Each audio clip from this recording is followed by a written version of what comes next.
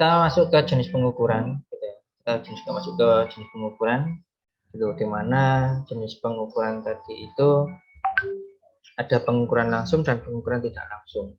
Nah, untuk kali ini kita akan belajar tentang dua jenis pengukuran itu. Yang pertama yaitu pengukuran langsung. Gitu. Nah, di mana pengukuran langsung ini adalah proses pengukuran dengan menggunakan alat ukur langsung dan hasil pengukurannya dapat langsung terbaca. Kita bisa menggunakan berbagai macam jenis pengukuran, yaitu bisa pakai mikrometer, lalu jangka sorong atau Mr. Inkshot, Mr. biasa ataupun yang lainnya, sehingga pembacanya bisa tercover langsung secara langsung. Ada pengukuran yang tak langsung, di mana pengukuran tak langsung ini adalah proses pengukuran yang dilaksanakan dengan memakai beberapa jenis alat ukur pembanding, standar dan alat ukur bantu. Nah, di ilustrasi ini ada beberapa perangkat gitu ya. Yang pertama adalah kaliber input tinggi, lalu komparator dan rujukan pemindah, di mana ini merupakan suatu ilustrasi alat pengukur tak langsung gitu ya. Nah, ini kita mengukur antara del komparator ini sampai ke sini itu berapa gitu ya. Dan beberapa ilustrasi ini bergerak ada tanda panah ini akan bergerak ke searah jarum jam gitu ya. Nah, lalu ada juga pengukur dengan kaliber batas, di mana pengukuran kaliber batas ini adalah proses pemeriksaan untuk memastikan apakah objek ukur yang memiliki harga yang terletak di dalam atau di luar daerah toleransi ukuran bentuk dan posisi. Apakah pemeriksaan tadi itu dengan kaliber batas ini sudah sesuai dengan jaraknya, ukurannya, ataupun yang lain-lainnya, itu akan kita ukur dengan pengukuran kaliber batas. Dengan kaliber batas. Sehingga dalam pengukuran ini kita akan mengetahui seberapa dalam atau seberapa besar dan seberapa jarak alat ukur benda yang kita ukur itu apakah sudah sesuai dengan standar yang kita tentukan atau belum. Ya. Nah, sehingga pengukuran dalam bentuk acuan itu akan merupakan suatu pengukuran dengan cara membandingkan atau suatu bentuk acuan yang ditetapkan pada layar alat ukur proyeksi. Artinya pemeriksaan secara perbandingan ini bisa juga dipakai untuk acuan sebagai referensi untuk mengetahui apakah alat ukur tadi itu sama dengan alat ukur yang lain. Sehingga nanti dapat diketahui juga standarisasi yang sudah kita tentukan oleh suatu perusahaan atau suatu standar yang sudah kita miliki. Lalu pengukuran geometri khusus, di mana pengukuran yang dilakukan hanya untuk satu jenis geometri tertentu saja, seperti kebulatan silinder, pitch ulir, pitch roda gigi, dan sebagainya. Nah, ini bisa kita pakai pengukuran secara geometris. Bentuk pengukurannya pun hampir sama dengan bentuknya mikrometer gitu. Atau bisa juga dikatakan pengukurannya mikrometer gitu. Tapi dengan tingkat toleransi yang sudah ada di sini gitu. Lalu pengukuran dengan mesin ukur koordinat. Mesin ukur koordinat adalah alat ukur geometri modern dengan memanfaatkan komputer untuk mengatur gerakan sensor relatif terhadap benda ukur untuk menganalisis data pengukuran. Nah, kita belum pernah menggunakan ini. Kita sementara ini di pasaran kita hanya menggunakan mikrometer, jangka sorong atau Mr. Inkshot ataupun yang lainnya.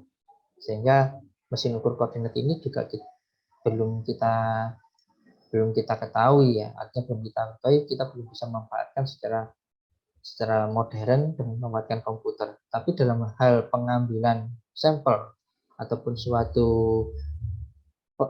alat, suatu produk, suatu benda atau suatu material dalam penelitian, insya Allah kita bisa pakai ini, gitu. Karena pengukuran di sana pun juga secara otomatis akan mengetahui berapa jarak dan berapa ketebalan yang akan kita ukur.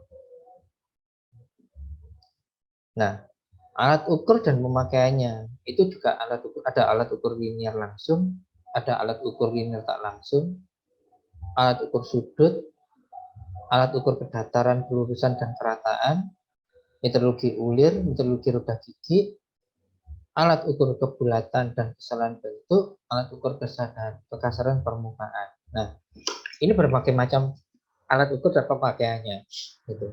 Di mana alat ukur nanti itu akan kita ketahui bahwa pengukuran linear langsung itu merupakan pengukuran yang sangat sering dilakukan, gitu ya.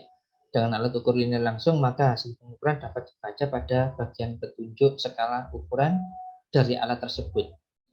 Jenis alat ukur linear langsung ada 3, bisa memakai mistar ukur, mistar insut, ataupun jangka sorong, ataupun mikrometer. Nah, ini adalah salah satu bentuk mistar, gitu ya. Mistar yang bagian ini adalah mistar ukur biasa, gitu ya. Mistar ukur secara biasa, lalu ada yang lipat seperti ini, biasanya kita bisa temui untuk adik-adik kita yang sekolah, gitu ya. Butuhnya lebih praktisnya pakai yang mistar sekitar yang kecil-kecil gini aja. Nah, lalu meteran gulung ini kan juga linear langsung, alat ukur linear langsung, artinya ya pembacaan skalanya langsung bisa kita ketahui, gitu, seperti ini ya.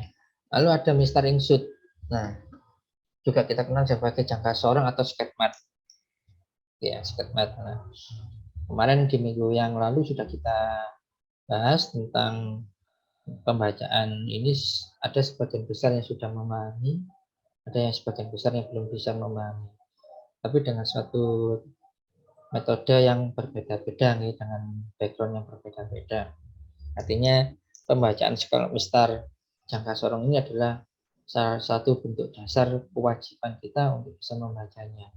Apalagi sekarang sudah banyak mistar jangka sorong ini, ada yang berbentuk digital, ada yang berbentuk manual ataupun yang lainnya, sehingga untuk memudahkan cara pembacaannya, tapi dengan skala satuan milimeter. Nah, mistar insut atau jangka sorong itu biasanya memiliki kapasitas ukur hingga 150 mili, sedangkan untuk jenis yang besar dapat mencapai hampir 1000 mili. Gitu. Dan masing-masing memiliki kecermatan sesuai skala Noniusnya, yaitu 0,10, 0,5 atau 0,2 mm. Nah, ini juga perlu kita ketahui itu. Kalau pakai pembacaan manual itu kita skalakan berapa toleransinya. Sehingga akan diketahui juga beberapa hal yang harus diperhatikan dalam penggunaan mistar insut itu. Nah, di mana pada rahang ukur peluncur harus tetap dapat bergerak halus tanpa bergetar. Nah, ini juga sering harus, biasanya kalau kita melakukan pengukuran semacam ini, mistar insut ataupun jangka sorong itu juga sering kasar gitu. Waktu kita gunakan, kita geser kanan ke kiri, itu juga mengalami kesusahan gitu. Karena apa? Karena setiap kali selesai pemakaian tidak dibersihkan gitu. Tidak dibersihkan gitu. Sehingga itu juga akan menghambat skala pembacaan dari mistar insut. Dia bisa menjadi suatu kesalahan yang fatal gitu. Nah, periksa dudukan 0 seperti kesejahteraan permukaan kedua rahang. Artinya kedua rahang yang di atas ataupun di bawah itu juga dalam posisi 0. Pastikan itu dalam posisi 0. Dan tertutup rapat. Itu untuk bisa itu. Nah, sedapat mungkin benda ukur ditempatkan pada bagian dalam rahang ukur, sehingga untuk memudahkan kita dalam pembacaan skalanya. Lalu kekuatan tekanan pada rahang luncur tidak boleh berlebihan. Pembacaan skala non ini harus dilakukan setelah mistar insut dilepas dari objek ukur setelah rahang luncur dikunci. Jadi pada saat kita melakukan pengukuran, jangan lupa itu di ujungnya itu ada kuncinya, seperti ulir gitu. Itu perlu dikunci. Karena apa kok perlu dikunci? Agar pembacaan kita tepat. Artinya tidak ada pergeseran sama sekali dalam pembacaan skala non-minusnya. Gitu. Sehingga pada saat dilepas itu juga tidak geser, tidak bergeser, gitu ya. Nah, mungkin ada beberapa yang harus diketahui oleh teman-teman. Nah, ini bisa ini ilustrasinya pengukur ketebalan jarak luar atau diameter luar, gitu ya. Baik itu benda silinder maupun dari benda plat, jenis plat. Yang diarsir ini adalah saya beri ilustrasi untuk benda kerjanya ya, yang diarsir ini. Nah, ini adalah kedua rahangnya. Nah, pastikan ini yang di sini juga dalam posisi 0, gitu ya. Lalu pengukuran kedalaman. Kalau pengukuran kedalaman kita nggak bisa memakai ini. Maka ada di ujung sketmat, di ujung sketmat itu ada beberapa ada kecil gitu ya, plat kecil yang bisa masuk keluarkan gitu ya untuk mengukur kedalaman. Nah, itu kita berdirikan sketmatnya. Nah, seperti ini untuk mengukur kedalaman. Lalu untuk mengukur tingkat. Nah, ini mengukur tingkat.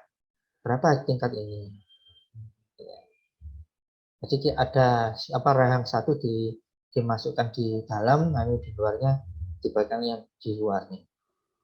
Mengukur celah, jarak celah atau diameter dalam. Nah, ini bisa kita gunakan juga dari dari rahang atas gitu ya, bukan rahang bawah yang besar tapi rahang di atas ini. Nah, itu untuk mengukur kedalaman diameter dalam. Gitu. Kalau diameter luarnya kan bisa diukur dengan ini, tapi kalau diameter dalam kita nggak bisa pakai yang ini, kita otomatis pakai yang atas, gitu ya, pakai yang atas. Itu cara. Lalu ada Mr. Insert yang berbentuk jam, di mana gerak translasi dari peluncur diubah menjadi gerakan putaran jarum penunjuk dengan menggunakan roda gigi pada poros jam dengan batang bergigi di sepanjang batang ukur, di mana satu putaran jam menunjukkan jam penunjuk berarti rahang ukur bergerak sejauh 100 skala kali 0,1 mili. Artinya itu merupakan 10 mm. Kecermatan sama dengan Mr. Insert dan minusnya sekian 0,10, 0,05, 0,02. Nah, ini sketmat, bentuknya sketmat, tapi ada cara pembacanya ada di jam, gitu ya, ada di jam. Nah, ini keterangannya gitu. Kalau setiap kali 100 kali skala, maka dikalikan 0,1, maka dia menjadi 10 mm. Ada penulisan angka pada skala jam adalah 10 bagian dan kecepatan rahang ukur adalah 10 mili. Nah, ini sama gitu ya. Lalu ada Mr. Insert ketinggian. Nah, ini yang belum kita lihat alat ukurnya gitu ya, ataupun yang lainnya. Biasanya insya Allah mungkin ini dipakai untuk di perusahaan-perusahaan atau di pabrik-pabrik, sehingga Mr. ini bisa berguna untuk untuk mengukur suatu ketinggian gitu ya. Lalu ada ini, di mana Mr. Insert tak sebidang, artinya untuk mengukur jarak antara dua permukaan yang bertingkat. Nah, ini yang tadi saya sampaikan, ini pengukurnya nggak bisa langsung, jadi kita ukur satu-satu nih, berbagai macam bentuk ukuran ataupun mistar yang akan kita gunakan. Tuh, ada Mr. Insert jarak center, gitu, untuk mengukur jarak antara center lubang, untuk mengukur jarak dari center ke tepi. Nah, ini bisa dikatakan. Nah, untuk ujung yang di sini bisa dipakai untuk mengukur kedalaman ya, yang di sini. Baru ini. Lalu ada juga yang seperti ini. Nah, Mr. Insert diameter alur dalam. Untuk mengukur alur di dalam silinder, maka silinder minimum harus 30 mili. Nah, ini yang bisa kita ukur dari sininya, dari benda ukur ini untuk kedalaman, diameter alur kedalaman. Lalu untuk pipa mengukur tebal dinding pipa dan tebal plat yang melengkung. Nah, ini bisa kita gunakan yang modelnya misalnya seperti ini. Lalu Mr. Insert dengan posisi atau lebar alur untuk mengukur lebar alur dan posisi alur terhadap tepi atau alur yang lain. Ini sepertinya bentuknya seperti ini. Nah, ini juga hampir sama gitu. Untuk skala insert jam gitu ya. Bisa untuk mesin Mister insert putar untuk mengukur jarak dua permukaan yang sejajar tetapi tidak sebidang. Ada mesin tekanan ringan untuk mengukur diameter luar pipa dan yang tipis dan lunak. Gitu. Berbagai macam alat ukur sudah kita bisa kita ketahui ya melalui PPT ini. Nah, ini untuk insert kedalaman. Nah, ini insert kedalaman. Kita bisa menggunakan berbagai macam ukuran. Itu pengukuran kedalaman, pengukuran lebar dan posisi terhadap alur ini.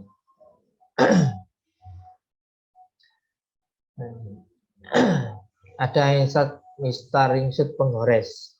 Jadi selain sebagai pengukur diameter luar dan dalam, dapat juga digunakan sebagai Mister insert ketinggian ataupun yang lainnya.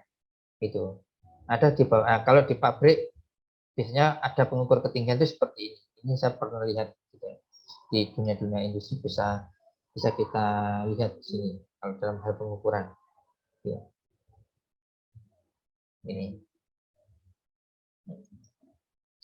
Oke, mungkin sampai di sini aja dulu. Nanti kalau masalah cara pembacaannya kita akan praktek langsung, gitu ya.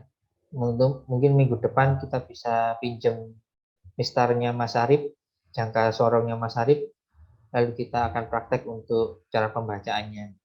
Oke, Mas Arif, ada di sini Mas Arif? Iya, Pak. Ya, nanti besok minggu depan kita pinjam mistar itu untuk kita ke kampus, kita offline dan kita lakukan praktek secara pembacaan. Gitu. Saya ingin tahu apakah benar-benar mahasiswa teknik bisa membaca jangka sorong. Kalau yang belum bisa silakan membaca atau silakan baca di Mas Arif sehingga minggu depan dipastikan semuanya sudah bisa membaca. Itu untuk kita coba langsung pembacaan di diameter, di ketebalan, ketinggian, nah itu kita gunakan. Ya, sekaligus kita bisa lihat kita pakai benda kerja. Kita pakai benda kerja langsung kita ukur langsung. Ya. Mungkin itu aja dari saya.